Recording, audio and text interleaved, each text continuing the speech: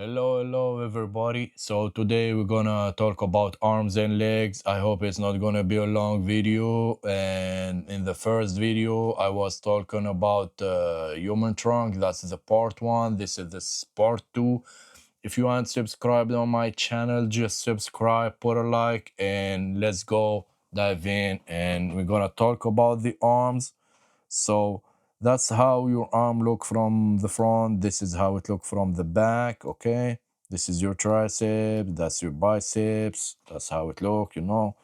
And on my last video, the first video, I didn't talk about the deltoid. This is your deltoid. It will be very basic. I'm not gonna dive in a lot of stuff. This is your clavicle. It has origin attachment on your clavicle and on your scapula bone here and your clavicle bone. This is the front head. This is the lateral head. This is the back head. Front, lateral, back head. Okay, no posterior and that stuff. I don't wanna like be use very technical words, so that make it easy for you. Front, lateral, back. No posterior and that stuff. And all of the heads insert on your humerus here. Okay. So those fibers aren't straight like that. In the lateral head, they have like specific style, shape. I will talk about that in the future videos when I start, like I said, dissecting exercise and all that stuff. So we're gonna hide the deltoids, and under it, as you can see, you have your okay, we're gonna hide the subscapularis, hide it, and we're gonna hide the supraspinatus and the infraspinatus. Okay, so as you can see, this is your biceps. Okay, it has origin. This is the long head. This is the long head. It goes with the long tendon. This is the short head. They insert like they attach. Sorry, the origin of those muscles are here. One in it's on this bone here. It's called the. This is all of it. It's your scapula, but there is this. For example, this bone is called acromion here. This one is called coraco something bone, and this bone it's you see where it insert here. It inserts over your. You see it? This scapula. There is a labrum, should be a labrum here, but it doesn't show in this model. They don't show it here. It's only about muscle.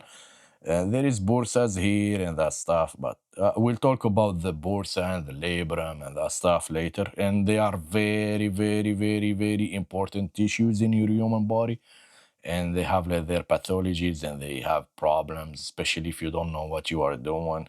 So it attach here, okay, and this tendon here, this cam tendon of your long head biceps has like a very molecular specific structure. If you put it under a microscope and you start analyzing its micro construction, it's very specific and it's very different from other tendons. And here, this area is very, very rigid. There is a reason for it. We'll talk about it later. And this area here, it's not like this. In reality, it's enveloped in a sheath. It's in a bursa sheath here. I'll show everything later, okay? I'll show you in part 3 or 4 because I need to talk about those tissues, okay? And the insertion here, it insert on your radius, this bone here. Keep in mind the radius, it's the bone that it move, but the ulna, it doesn't move. The ulna bone doesn't move. This bone here doesn't move. This bone here, the radius, that's what it rotate. That's the bone that rotate. But the ulna doesn't. It's stable. It doesn't do nothing. It's like the tendon of the insertion of the biceps brachii. It goes to your here, to your radius here, as you can see.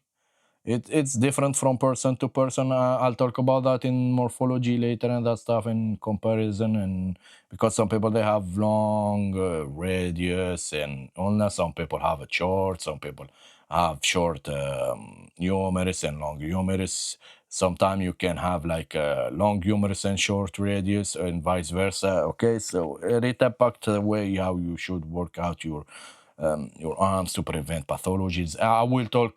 It's very advanced stuff. It's not the time for it, but I'll just give you some hints. Okay, I'm sorry if I diverge. I mean, so and this is it's called a fascia tendon. This white thing you can see that it goes to this muscle here, the flexor carpi ulnaris.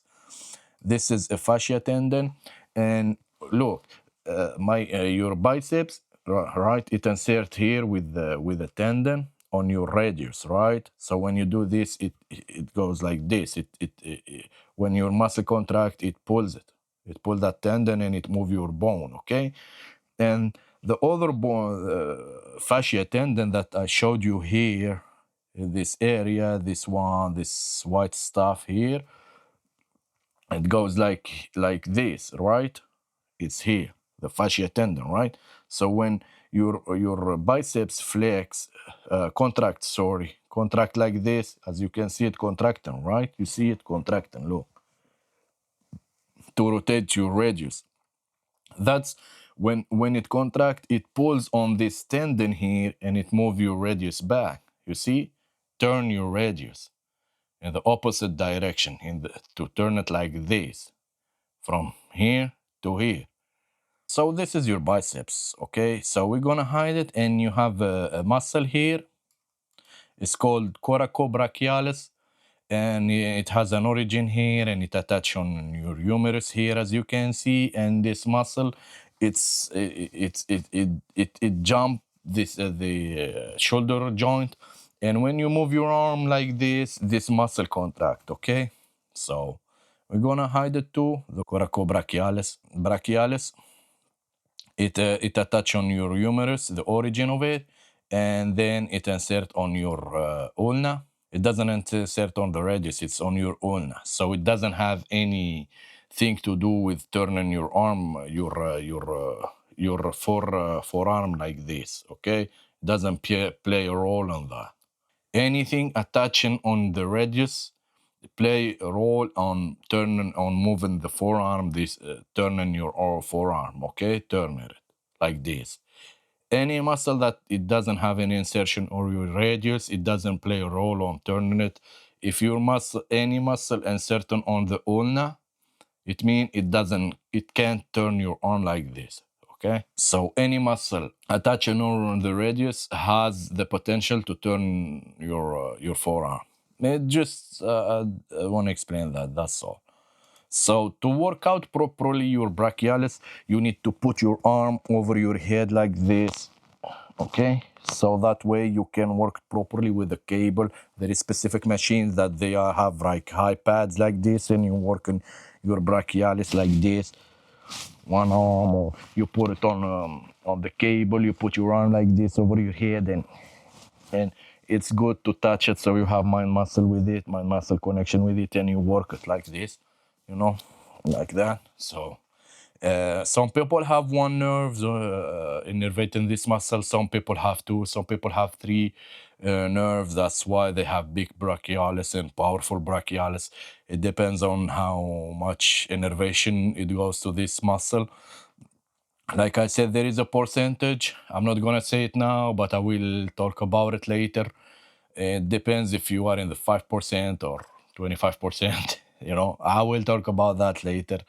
It's very advanced stuff. Our body have like some different stuff from person to person, so a good surgeon need to know about it, like this one, because if you have like three nerves going here to innervate your brachialis, and your surgeon doesn't know about it, and he think there is one nerve, and he can cut one nerve by accident.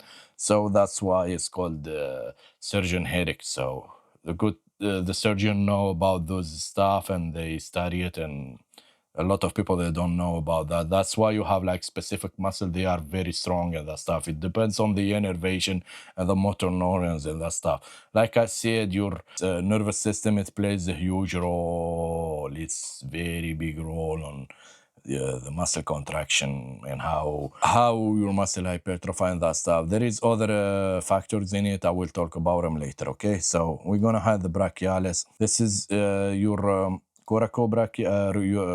brachioradialis. Sorry, not the coracobrachialis. This muscle here, and when you're doing hammer curl, you're contracting this muscle. Why, when you moving your arm like this, you contract some muscle and you don't contract very good other muscles like your biceps and that stuff? Because there is something called length tension relationship. I will talk about that later. And some muscle have a specific length that it can fully express its full power. When it's shortened, it doesn't express its full power, and when it's very length, it doesn't express its full power. So we, by moving your arm like this and like this and like this, you kind of like playing with the length of some muscles and other muscles. So if you put the muscle you want to work on it in its good length, then he can express its full power and he take the advantage of it and he start contracting more than other muscles. Okay, that's why when you do this, you're contracting your brachioradialis more, because like I said, there is length tension relationship and a length that your muscle can express its full potential in it. And that's, I'm going to talk about that when I start talking about biomechanics and that stuff. This is your brachioradialis. There is origin here and it insert here, you know, on this bone here. This is extensor retinaculum. Bunch of muscle in your forearm. There is very deep muscles and that stuff. Okay, before I go to the forearm, I will talk about the triceps. Your triceps, so this is your teres minor and this is your teres major. So I'm gonna hide this. Like I said in the first video, your long head of the triceps, when you moving your arm back like this, it plays a huge role. Why? Because look how where it insert, bro. And biomechanically, it play a huge role on moving your arms back. That's why when you're doing pull-ups or vertically or horizontally, or you're pulling anything, you know, like this, you move on your humerus back, your triceps contract. Those three muscles, the teres major, your long head of the triceps, and the latissimus dorsi work together because they have an insertion on your humerus, okay? So they, in your triceps, some people have problems in their pain in their elbow because they don't warm up their triceps before doing back workouts, especially when you're going heavy and that stuff. That's why it's important to warm up your triceps before you're doing back workouts. Not only your when you pushing, even when you're pulling, your long head is working with you. This is the long head, this is the lateral head, and under them you're gonna have the medial head. It's here, as you can see. You can see it a little bit. So when I hide those two heads, you're gonna see it. It's here. That's the medial head. It has an attachment on your humerus and it insert on your it's your ulna here. You see it? That's your ulna. It has like an insertion on your ulna. So when you move your arm like this and any position like this, there is nothing to do with your triceps, bro. Okay, you see it? We're gonna take this muscle and conois, this little muscle. Okay, so you see, this is your ulna. So your triceps, all the heads of your triceps, they have a tendon inserted on the ulna. And the ulna doesn't move. It's not a radius. It's not like your radius. It doesn't move like sideways like this. So when you're doing this movement like this, it doesn't matter. You can't like recruit specifically your long head or your lateral head or the medialis head by changing the grab, you know, pronation and supination or neural. No, your triceps has nothing to do with that. You can play with grabs to recruit your brachioradialis or brachialis or your biceps more and that stuff. But when it goes to the triceps, no matter where is what you're doing, supination or pronation or neural, your triceps recruitment heads doesn't change. There is those are you can play with the recruiting heads by moving your hand like this high, or by rotating your humerus. You see, I'm not rotating my forearm, humerus, look. It's different. Here I'm rotating my forearm, here my humerus. By doing that, I can play with this here. So I can take this point a little bit far to recruit more this point. I didn't see any study talking about that or anything, but it's a speculation. It's my opinion. So maybe it's just BS, you know.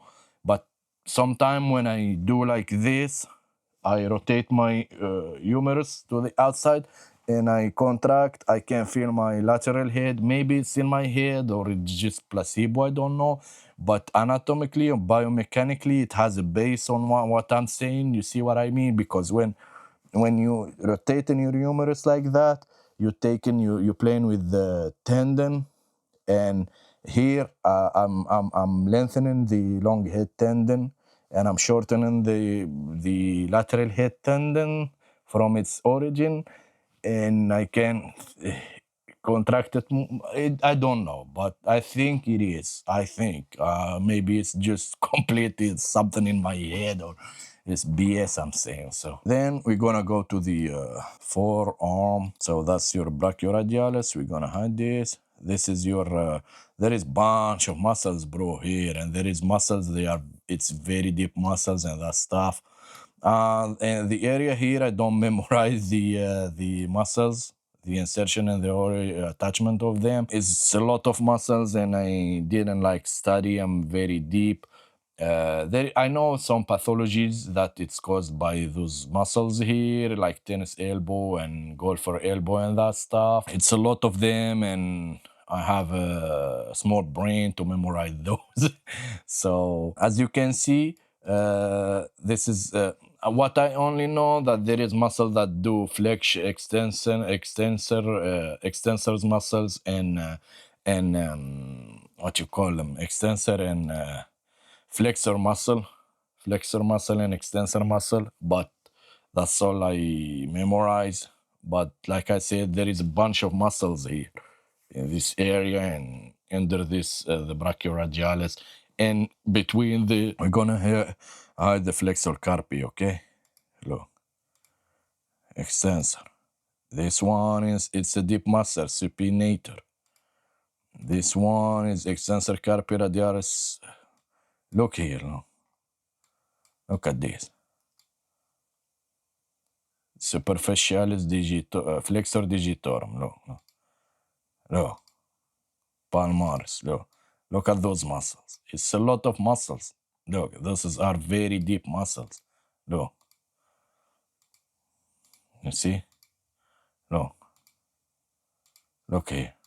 Look. It's too much muscles here. Look, to move your wrist and your finger and that stuff. And there is a lot of pathologies. Look. It goes to even to your fingers and that stuff. To move your fingers like this, and your wrist like this, and like this, like that, and to open your arm like that. All of those, all that is here. All the muscles are here. That's why it's a lot of muscles here, and there is like a lot of pathologies happening here, and it's very important to warm up this area before you're doing workouts, especially back workouts. But because if you have an injury here, it's gonna deteriorate all your workouts, man. You can't grab anything. Like you grab it and you're gonna feel pain and that stuff. It's horrible. So we are done with the arm. I hope you like it. I don't know. Maybe if it's, I think it's too long. So I'm gonna do another part talking about legs. Okay. So see you in the next part 3. Okay. Bye.